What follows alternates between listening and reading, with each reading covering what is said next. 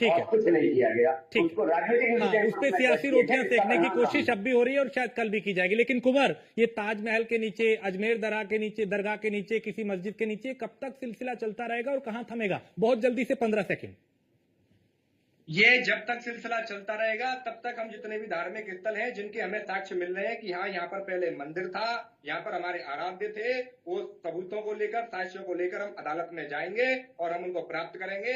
जिस प्रकार शाहजहां ने, औरंगजेब ने, अकबर ने, बाबर ने यहाँ पर आकर हमारे मंदिरों को तोड़ा, लूटा, उनके ऊपर मस्जिदें बना दी, मकबरे बना दिए, दरगाह बना दी, हम उनके लिए न्यायालय जा रहे हैं। और सबसे बड़ा विषय मैं इनसे पूछना चाहता हूं और इनको एक जवाब और देना चाहता हूं और आपको भी बता देना चाहता हूं, आपके चैनल के माध्यम से मुसलमान में हिंसा हुई। ये जो मौलाना लोग हैं, कट्टरपंथी लोग हैं, ये 72 हूरों के नाम पर नौजवान मुसलमानों को भड़काते हैं कि आपको 72 हूरें मिलेंगी, आप खुदा के नाम पर लड़िए, आप जन्नत में जाएंगे। ठीक है, चलिए, अरे जब आपको बिल्कुल उनको भड़काया गया था और तभी वो मामला वहां पे सामने आया।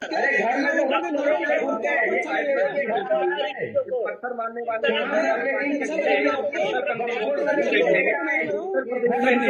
एक करके हाँ। योगी आदित्यनाथ जी महाराज जी का शासन है, कोई दंगा फैलाएगा, कानून हाथ में लेगा, माहौल खराब करेगा, निपटा जाएगा, का काम किया जा रहा है।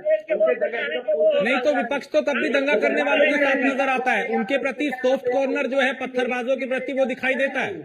कुंवर भाई, जब पोस्टर जारी करने की बात आई तो उसको भी चुनौती देने की बात हो।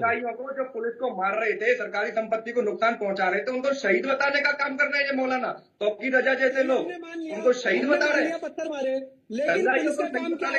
कितने शर्म की बात है ये, सोचने का विषय। ये मैं क्या, ये सारी मस्जिदों की, मदरसों की जांच करवा लेना तो आपको वहाँ गोला बारूद, पत्थर, होगी, डंडे आपको मिलेंगे। कई बार जांच मुझे मिलेगी, बताइए दंगा बता। और एक बात और कहूंगा, भीड़ तंत्र को लेकर इस देश के संविधान की धज्जियां उड़ाते हैं, भीड़ तंत्र को लेकर कानून की धज्जियां उड़ाते हैं, भीड़ तंत्र को लेकर ये दबाव बनाने का काम करते हैं। हाँ। गलत चीज को। ठीक है, बिलाल खान, क्या ये प्रेशर पॉलिटिक्स थी? क्या इसके पूरे पीछे का अगर एंगल हम देखें, जो काम आज हुआ वो उस वक्त भी हो सकता था, वो बवाल ही ना होता? बिल्कुल। बिलाल खान, बड़ा सेंसिटिव टॉपिक है, इस पे इस तरीके की बात कोई कहे गोदरा कोई फलाना, ये नहीं होना चाहिए, चाहे वो मुलाना कर रहे हैं कोई और कर रहा है। अभी हमें फिलहाल में जो शांति बनानी चाहिए, जो भारत का संविधान कहता है हमें कि जिस तरीके से भारत खूबसूरती से साथ रहता है, उस पर बात करनी चाहिए। और लगातार जिस तरीके से सर्वे की बात हो या विष्णु जैन की बात हो, उनकी तो लगातार यही रहता है कि जहाँ जहाँ जो है मस्जिद है वहाँ खोद के और मंदिर निकालें। ऐसा कुछ भी नहीं होना चाहिए देश के अंदर। जो है कानून से चलेगा। प्लेसेस ऑफ वर्शिप एक्ट को जब कहा गया था, जब जजमेंट आया था, जब लेकिन वो भी तो कानूनी रास्ता अपनाते हैं ना बिलाल खान।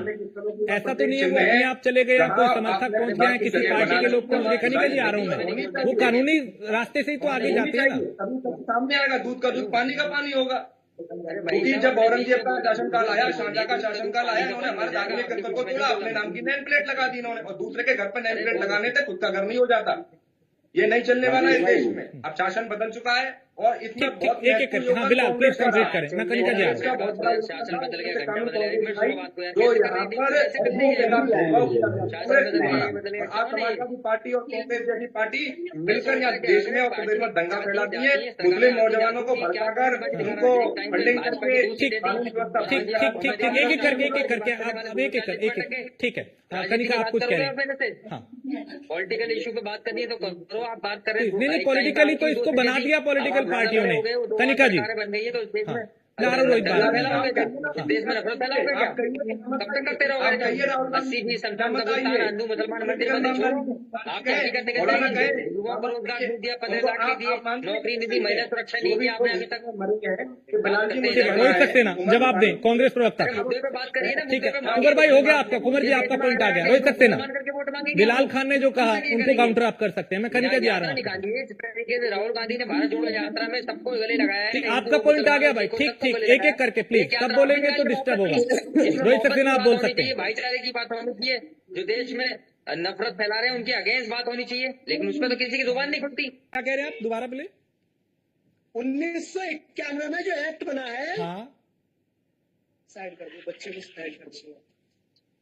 1991 में जो एक्ट बना है उस पर अमल कर लें। अगर देश को चलाना है, देश को बचाना है, क्या तो कहता है वो एक्ट ये थोड़ी कहता है कि आप सर्वे नहीं कर सकते, ये नहीं जान सकते कि वहां पे मस्जिद था, मंदिर था। इस बात पे थोड़ी रोक है उस एक्ट में। रहेगी जब जिस चीज को कह दिया और मोहन भागवत ने कह दिया कि हर मस्जिद के नीचे शिवलिंग में ढूंढो, तो ये सब क्या हो रहा है देश में? अरे भाई, ये देश गुलदस्ता है हमारा। हाँ। झोपड़ी हवेली सबका मुकद्दर फूट जाएगा अगर ये हिंदू मुस्लिम का रिश्ता आपस में टूट जाएगा। दुआ करो ये प्यार के रिश्ते रहे, बाकी ये रिश्ता टूट जाएगा तो भारत टूट जाएगा। राजेश सर, तो ये रिश्ता तो तभी कायम रहेगा ना फारूक भाई, जब दोनों तरफ से वो रिश्ता कायम रहने की गुंजाइश हो। हाँ, कुंवर कुछ कह रहे हैं, कुंवर जी। उमर फारूक जी कह रहे हैं कि हिंदू मुसलमान का भाईचारा टूट जाएगा, हिंदू मुसलमान का रिश्ता टूट जाएगा। इनको पूछिए बांग्लादेश में हिंदुओं के साथ क्या हो रहा है। बांग्लादेश में हिंदुओं को मारा जा रहा है, उनके मंदिरों को तोड़ा जा रहा है, संतों को मारा जा रहा है। क्या ये बांग्लादेश के खिलाफ प्रदर्शन करेंगे? क्या ये बांग्लादेश के खिलाफ बोलेंगे कि वहां पर इन्हीं ये भाईचारे की बात कर रहे हैं, तो वहाँ भाईचारा दिखा रहे हैं क्या इनके लोग? अभी मुसलमान मुस्लिम कट्टरपंथी लोग हिंदुओं को चुन चुन के मार रहे हैं, बच्चों को मार रहे हैं, महिलाओं को मार रहे हैं, उनके साथ बलात्कार कर रहे हैं, मंदिरों को तोड़ रहे हैं। क्या हो रहा है?